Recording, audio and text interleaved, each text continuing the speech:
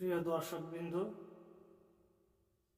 আলোচ্য বিষয় হচ্ছে যে মেয়ে মানুষ নেকাব পড়ে অথবা মুখমণ্ডলকে ঢেকে নামাজ পড়তে পারবে কিনা।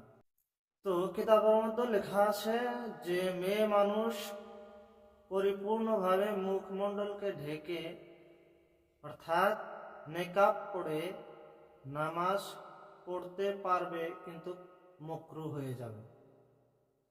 সোজা কথায় বলতে গেলে যে মেয়ে মানুষদের জন্য মুখমণ্ডল ঢেকে নামাজ পড়া মাকরুহ। এই জন্য মেয়ে মানুষ নামাজ পড়তে গেলে মুখমণ্ডলকে পরিপূর্ণভাবে খোলা রেখে নামাজ পড়তে হবে। হ্যাঁ, কোথাও যদি ভিন পুরুষের আমদানি বেশি থাকে, মানে ভিন পুরুষ বেশি থাকে, মূল কথা বলতে গেলে যে জায়গায় মানুষের ভিড়ভাড় বেশি আছে ওই জায়গায় মেয়ে মানুষদের জন্য মুখ খুলে নামাজ পড়া যাবে না। কেননা শরীয়তের মধ্যে মেয়েদের জন্য পর্দার ব্যাপারটা অনেকই গুরুত্বপূর্ণ। একটি মাকরুহ কাজ করার যে গুনাহ, তার চাইতে দ্বিগুণ গুনাহ হয়েছে মেয়ে মানুষদের জন্য বেপর্দায় চলাফেরা করা।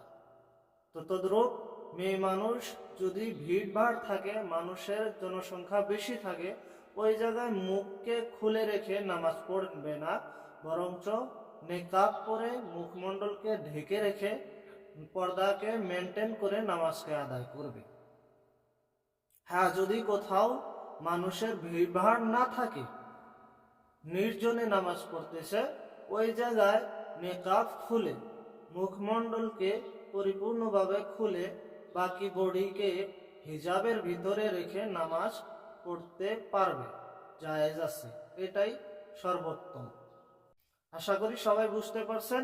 যদি বুঝের মধ্যে কোনো ধরনের শক সন্দেহ থাকে তাহলে কমেন্ট করতে পারেন, এই বিষয় জিজ্ঞাসা করতে পারেন, ইনশাআল্লাহ সলভ করার চেষ্টা করব।